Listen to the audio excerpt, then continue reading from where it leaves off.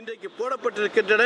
எனவே இன்றைக்கு தமிழ்நாட்டின் மீது என தேர்தல் வருகின்ற பொழுது ஏதாவது ஒரு பொய்யான குற்றச்சாட்டை திராவிட முன்னேற்ற கழகத்தின் மீது சுமத்திவிட முடியாதா என்று பகல் கனவு கண்டு கொண்டிருக்கிற இன்றைய ஒன்றிய அரசு அவர்களுக்கு ஒன்றை மட்டும் சொல்லிக் கொள்கிறோம், தமிழக மக்கள் ஏமாளிகள் அல்ல. அவர்களுக்கு தெரியும், திராவிட முன்னேற்ற கழகம் என்றைக்குமே சட்டவிரோத நடவடிக்கைகளில் ஈடுபடாது. அதற்கு துணை போகின்றவர்கள் யாரையும் நாங்கள் வைத்துக் கொள்ள மாட்டோம் என்பதையும் இங்கே உறுதிபட கூறிக்கொள்கின்றேன். எனவே எங்கள் மீது பழிபோட நினைக்கின்றவர்களுக்கு ஒன்றை மட்டும் சொல்கிறோம், இதற்கெல்லாம் நீங்கள் தான் பொறுப்பாளிகளை தவிர உங்கள் ஆட்சியிலே தான் என்சிபி தான் இதற்கான முழு பொறுப்பு. ஆனால் அந்த என்சிபி இன்றைக்கு என்ன சொல்லுகிறது? இங்கே தமிழ்நாட்டில் இன்றைக்கு ஏதாவது பிடித்தார்களா? ஜாதிக்கு பற்றி சொல்லுகிற பொழுது அது டெல்லியிலேயும் வேறு மாநிலத்திலேயும் தான் அது பிடிக்கப்பட்டதை தவிர தமிழ்நாட்டிலே கிடையாது. எனவே தமிழ்நாட்டை பொறுத்த வரைக்கும் நாங்கள் போதைப்பொருள் நடமாட்டத்தை முழுக்க தடுத்து வைத்திருக்கின்றோம். கஞ்சா பயிர் ஒரு சென்று கூட நடப்படாத மாநிலமாக, நோ கல்டிவேஷன், கஞ்சா கல்டிவேஷனாக இருக்கக்கூடிய மாநிலமாக தமிழ்நாடு இருக்கிறது என்பது இன்றைக்கு உலகத்துக்கே தெரியும்.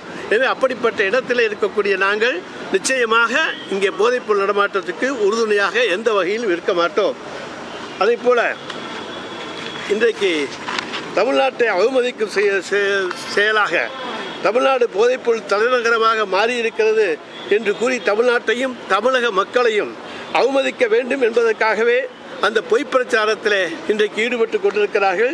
தமிழ்நாட்டை போன்ற வளர்ச்சியை எங்களுக்கு ஏன் ஏற்படுத்தவில்லை என்கிற கேள்வியை ஒன்றிய பாஜக அரசை நோக்கியும் பாஜக மாநில அரசுகளை நோக்கியும் வட இந்திய மக்கள் கேட்டுக்கொண்டிருக்கிறார்கள். எனவே தமிழ்நாட்டை போதைப்பொருள் சிலைக்கு மாநிலம் போல சித்தரித்தால்தான் தமிழ்நாட்டினுடைய வளர்ச்சி வட இந்தியாவில் பேசுபொருள் ஆகாது என்பதால் தான் பாஜகவினர் பொய் பிரச்சாரத்தில் ஈடுபட்டு வருகிறார்கள். இன்றைக்கு சொல்லப்போனால் பலர் இன்றைக்கு பாஜகவில் இருக்கக்கூடியவர்கள் இன்றைக்கு போதைப்பொருள் கடத்தலிலே அவர்கள் ஈடுபட்டு கொண்டு தான் இருக்கிறார்கள். அவர்களெல்லாம் பாஜகவில் சேர்ந்தவுடன் புனிதர்களாக மாறிவிட்டார்கள்.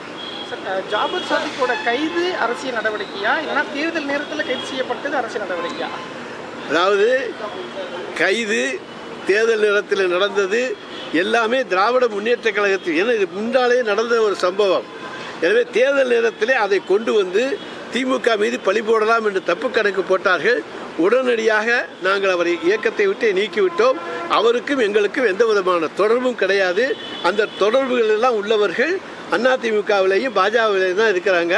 அதை நன்றாக நீங்கள் தெரிந்து கொள்ளலாம். தேர்தல் ஆணையர்ல ஒருத்தர் வந்து இதுதான் இந்த சப்ஜெக்ட் பேசுங்க. ஜாபர் சாதிக்குடைய பாக்கெட்ல இருந்து கிட்டத்தட்ட 3 கார்டு எடுத்திருக்காங்க, ஐடி கார்டு எடுத்திருக்காங்க. டிஎம்கே உறுப்பினர் அட்டை, அதே போல எஸ்பியோடைய ஒரு நிர்வாகியோட விசிட்டிங் கார்டு எடுத்திருக்காங்க.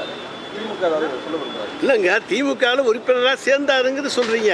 நாங்கள் தான் நீக்கிட்டோமே. உடனடியாக எங்களுடைய கவனத்துக்கு கொண்டு வரப்பட்ட உடன் அவர் கட்சியினுடைய அடிப்படை உறுப்பினர்லேருந்தே நீக்கப்பட்டார். சஸ்பெண்ட் செய்யப்படவில்லை, நீக்கப்பட்டார்.